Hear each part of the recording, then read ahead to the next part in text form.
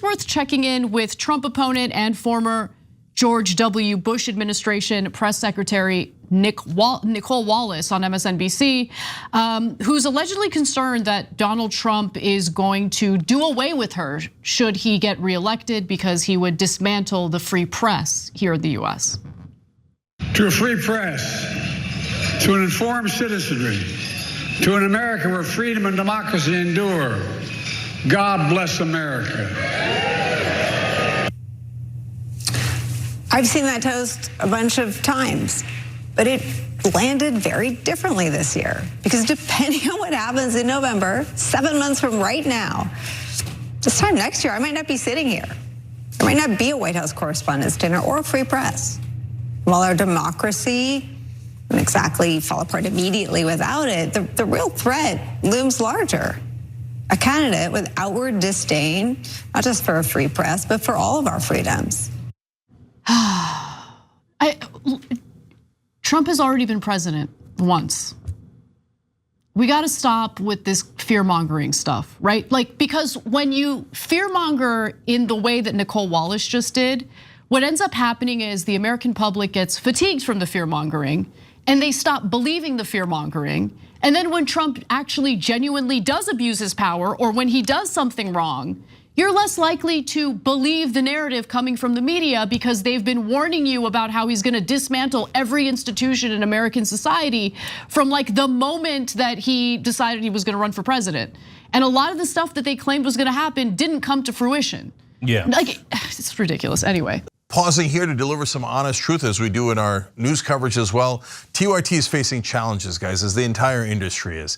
You know who could make the difference? You. If you hit the join button below, it's gonna make all the difference and keep us in business. We appreciate you, thank you. Look, I think that one's complicated because he had the establishment checking him a little bit. They had brakes in the car last time around, and he showed who he really was in doing the fake elector coup plot. But having said that, look, I have a different complaint about Nicole Wallace. And I agree with you. She's definitely being over the top, right?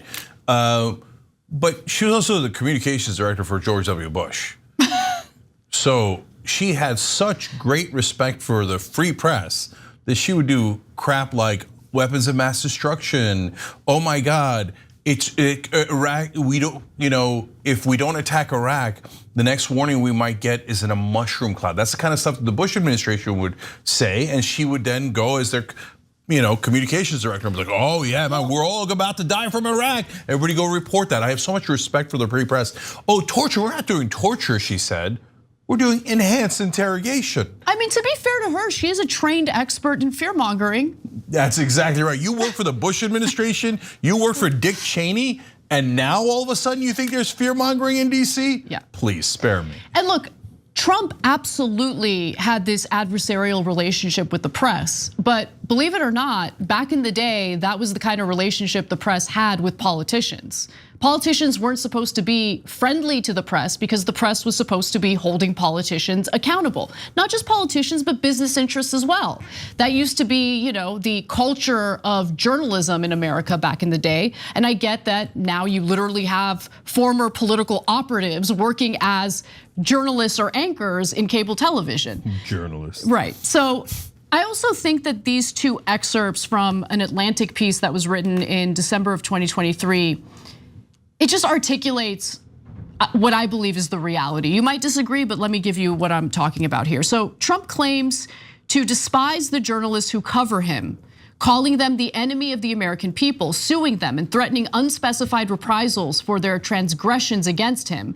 But his narcissism craves their constant attention. And as president, he gave reporters far more access than his successor has, taking their late night phone calls and framing their cover stories in gold.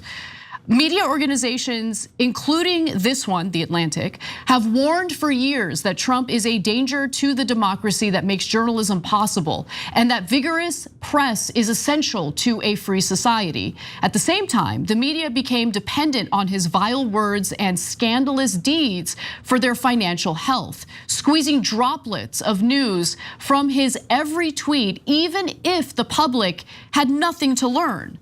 And by the way, the numbers do bear that out. As soon as Trump was elected out of office and they couldn't constantly talk about him in cable news, their ratings did decline. CNN lost 45% of its primetime audience.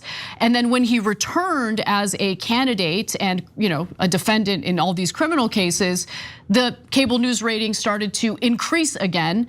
The worst fate for the press in a second Trump term would be neither legal jeopardy nor financial ruin. It would be irrelevance. And that was from the same Atlantic piece. Yeah, so a couple of quick points, then we'll go back to making fun of Bolling. Number one, Biden avoids any real interviews like the plague. He didn't even do the Super Bowl interview, which would have guaranteed him tens of millions of viewers because he thought it wouldn't be softball enough. It doesn't get any more softball than the Super Bowl interview. So, oh my God, they respect the press so much. Do you? Do you? And look, anytime you attack mainstream media, they make it sound like you're against democracy. No, for example, I criticize mainstream media all the time because they're full of crap. They pretend that the politicians are noble and honorable and have a million lies. Oh, no, I'm not against democracy. You're against democracy. You're the ones that cover up all the bribery in Washington that have totally decimated our democracy. And one of our members, I do declare, that's his handle, their handle. Thank you. I love doing the show with members, and I love how smart our members are. He reminded me that remember when George H.W. Bush vomited on the Prime Minister of Japan, right? And I remember defending him back then, going, guys, what are we making a big deal out of this for, right? Like, so he threw up. He's human. Like that's not policy. I don't understand the criticism, right? And the same thing with eating of the salad. Like, oh God, look at the way he eats the salad.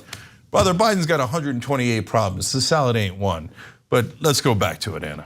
So the salad video is probably one of my favorite things Eric Bolling has ever done because of how hilarious it is. So let's take a look. You'll get what I'm talking about. The man with the nuclear codes at his fingertips, grappling with a bowl of lettuce. He can barely feed himself. Let's watch this for a second. This isn't slowed down. This isn't edited. This is Joe trying to eat a bite of salad. Just watch. Just watch. This man has a nuclear code. Look. That's the president of the United States. The man who's going to push back on Russia, China, North Korea. Are you kidding me? He can't even take a bite of his own salad. This man's not suited for the job for 4 more minutes, let alone 4 more years. Listen, there definitely are examples of Biden looking frail or looking confused on stage. Like those examples exist, and I'm not minimizing that. That though, not a good example. He's eating a salad like a normal human. Like, what did you want him to do? Like, scarf it down like a monster? He's slowly eating a salad while he's having a conversation with the lady sitting next to him. What? You should eat it like a man, like just. Oh, he's not eating it like a man enough, okay? But my favorite was, you expect that guy who eats salad slowly to push back against North Korea? What is the logical connection there? By the way, speaking of pushing back against North Korea, did Donald Trump do that? No. What he said was, oh, Kim Jong-un wrote me a love letter. So he let him develop 6 to 8 nuclear weapons on his watch because Kim Jong-un wrote him a love letter.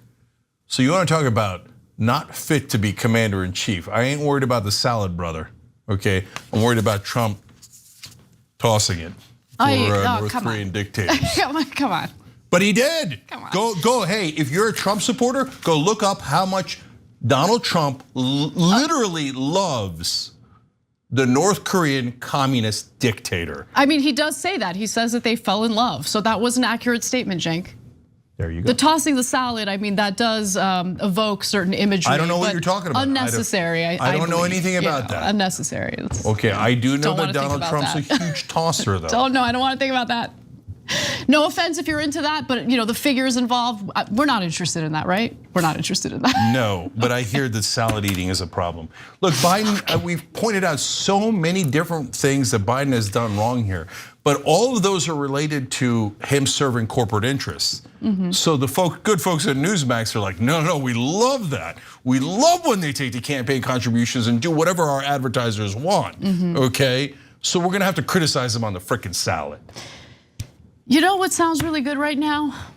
A nice wedge salad with blue cheese dressing. Goddamn right, I almost had it last night. Now you're making me want it again.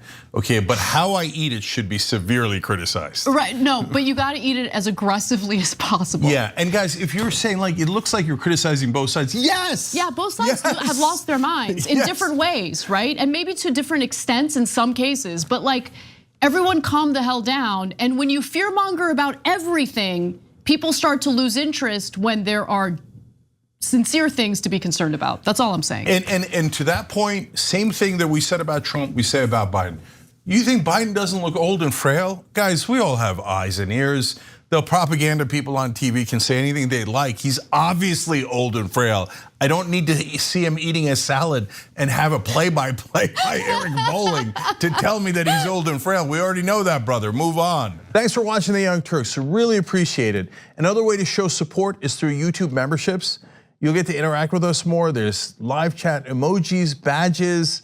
You've got emojis of me, Anna, John, JR. So those are super fun. But you also get playback of our exclusive member-only shows and specials right after they air. So all of that, all you gotta do is click that join button right underneath the video. Thank you.